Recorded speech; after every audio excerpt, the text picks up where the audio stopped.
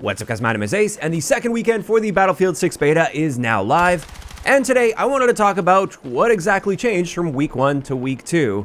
Because it was something I was obviously really curious about, so I did some digging to find out exactly what changed. And diving right into this, as far as I can tell, it doesn't appear there were any gameplay related adjustments from week 1 to week 2. Not only have I been sort of stalking the devs trying to find any information regarding this, I've also double checked all of the weapon stats that we have available. Nothing there has changed, so no weapon balancing as far as we can see. And I'm not noticing any obvious gameplay adjustments as well from week 1 to week 2.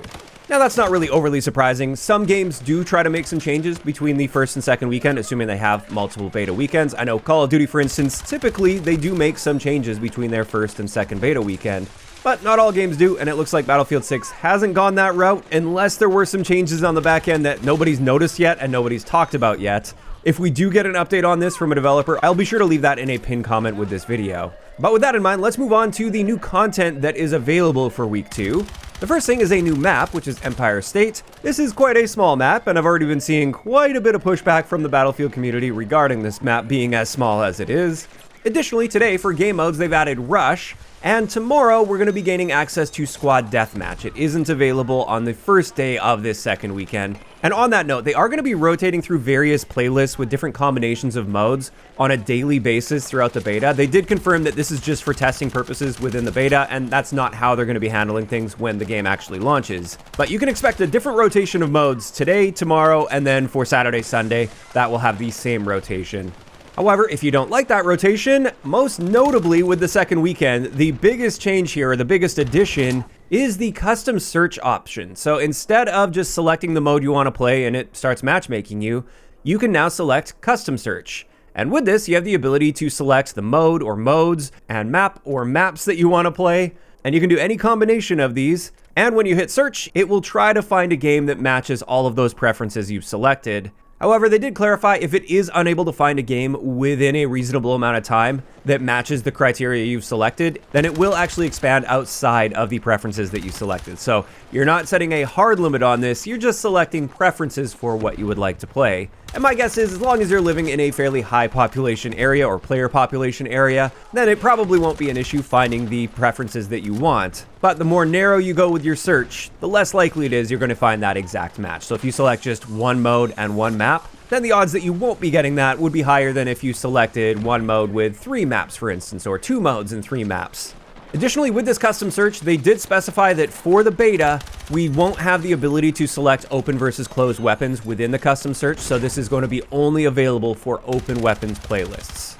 And overall, when it comes to this new feature, this custom search feature, I really like that they added it. I think it solves some of the issues of not having a server browser present. Like if you get sick of just matchmaking into the same map over and over again and you just can't seem to dodge that map and you're sick of playing the same map over and over, well, now you can back out, deselect that map in your custom search, and then search again, and there's a really good chance you're not getting that map in the next game that you play. Additionally, this custom search option allows you to sort of roll the dice if you want multiple modes selected, for instance. Like if you really don't mind playing Conquest or Breakthrough, you just want to play one or the other, you can have them both selected and just roll the dice and you'll get one of those 2 modes. And for some people, they really like this. They like not having to manually select this every time. They're literally just indifferent as to which of those 2 modes they're getting, and they just want to let the matchmaker decide for them. Now, the issue with this custom search and what this doesn't solve that a server browser does solve is, first up, there's still no persistent games. So after every match, the lobby breaks up and it rematch makes you and tries to find a new game. And this means when that happens, you can, of course, still get the same map that you just played over and over again, unless you back out, deselect that map now from your rotation, and then search again. Which in my mind is just an unnecessary annoyance when if they had persistent servers, then it could just ensure that there was a map rotation with that, so you would never play the same map over and over again. Or if it did, it could at least guarantee that you're switching from offense to defense in that rotation, or vice versa. And then on top of this, another issue this doesn't solve that a server browser does solve is you still have to wait for matchmaking to take place. And also with this, like I said, there's no guarantee that you'll even get what you selected. Whereas with a server browser, you find the exact match that you want to play, the exact map, the exact mode. You can also see what your exact ping will be when you join that. You click it and you're just instantly in, as long as it wasn't a full server. So I do like this as an added quality of life feature. It's definitely better than not having it at all. However, at the same time, it's still just not as good or player-friendly as a server browser and persistent servers. Obviously, we will be getting access to a server browser with Portal at launch, and we'll have to wait to see how all that plays out. But it looks like for the main official servers and modes, they are really standing their ground on that one, and it looks like they're just not going to be providing the server browser for those in order to mix and match with people that are also matchmaking, while maintaining persistent servers and a map rotation from one game to the next.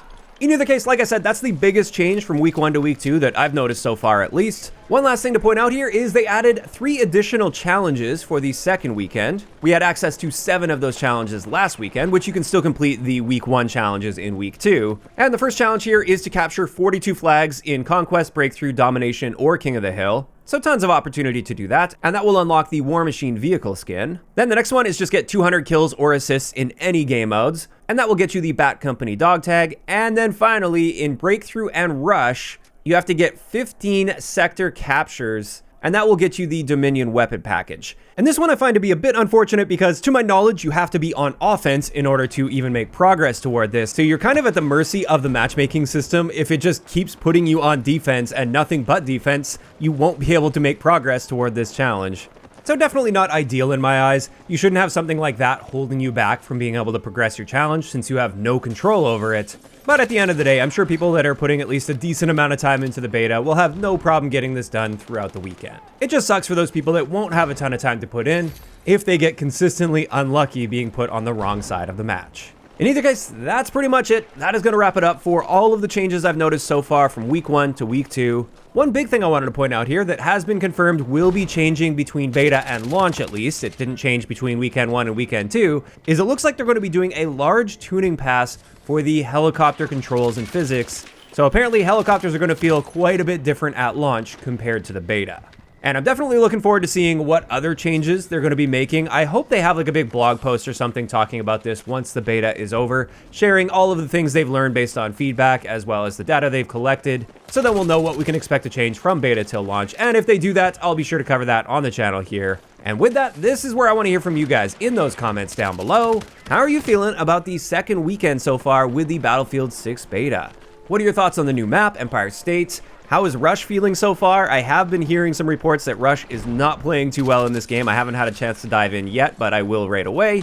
And also, what are your thoughts on the custom search option that we've got?